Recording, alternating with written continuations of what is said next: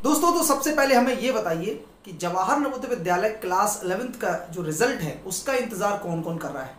मुझे पता है कि आप में से बहुत सारे लोग इंतजार कर रहे होंगे, क्योंकि हमने कुछ समय पहले एक वीडियो बनाया था जहां पर मैंने एक डेट बताई थी कि 8 जून को आपका रिजल्ट आ सकता है।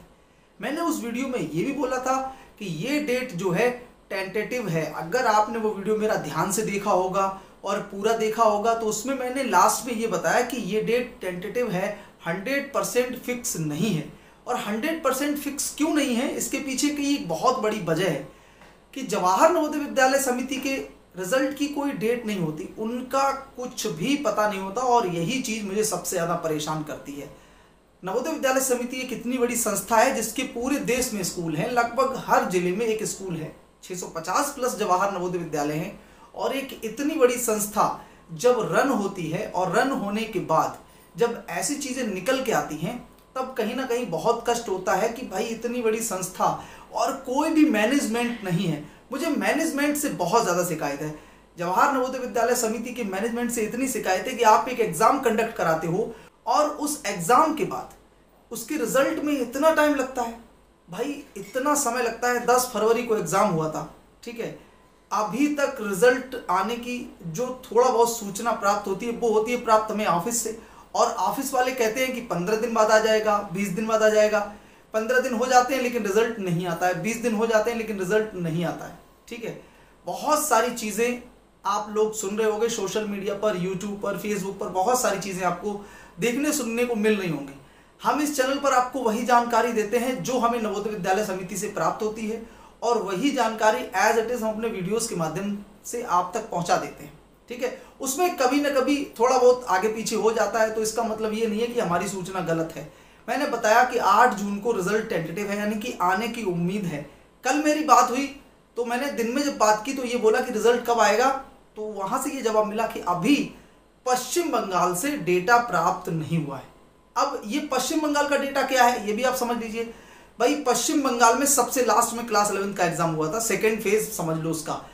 आपकी परीक्षा हुई होगी 10 फरवरी को, वहाँ 17 मार्च को एग्जाम हुआ था।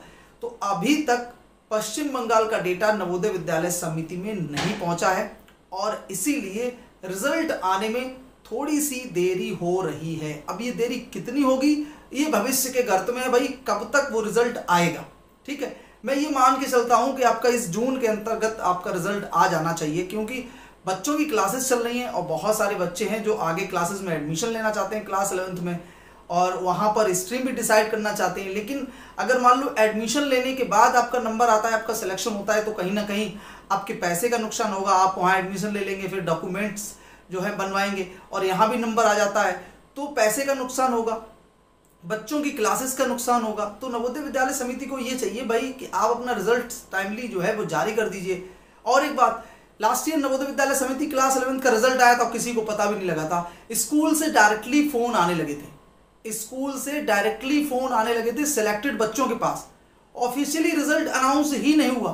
भाई जिस स्कूल में बच्चे का सिलेक्शन हुआ वहां से कॉल करने लगे बच्चों के पास। तो आप लोग ये ध्यान रखिए, आप लोग अपने अपने फ़ोन नंबर्स को ऑन रखिए, जो नंबर आपने फॉर्म भरते समय फिल किया है, क्या पता कब आपके पास कॉल आ जाए नवोदय विद्यालय समिति के सिलेक्शन का। ये चीज़ रियलिटी है, मैंने फेस की है और ये मैंने देखा है। आप पुराने बच्चों से पूछ सकते हैं कि कैसे रिजल्ट जारी हुआ था, ठीक है। लिस्ट बहुत बाद में आई थी, लेकिन उससे पहले ही स्कूल लेवल पर जो है सिलेक्शन बच्चों के हो गए और बच्चों के पास कॉल जाने लगी। तो कहीं ना कहीं रिजल्ट अभी आने में थोड़ा सा समय लगेगा, और समय कितना लगेगा ये थोड़ा सा देखने वाली बात है। मेरे हिसाब से बहुत जल्द नवोदय विद्यालय समिति रिजल्ट जारी करेगी, और आप लोग भी थोड़ा सा धैर्य रखिए, क्योंकि धैर्य ही विद्यार्थी का सबसे बड़ा गहना होता है, ऑर्नामेंट होता है। अगर आपके पास धैर्य नहीं है, पेशेंस नहीं है, तो फिर आप कुछ हासिल नहीं कर सकते, ठीक है। तो धैर्य रखिए, रिजल्ट आ जाएगा, परेशान मत होइएगा। बाकी आप कमेंट करिए, मैं आपको आपके कमेंट्स का रिप्लाई ज़रूर करूंगा।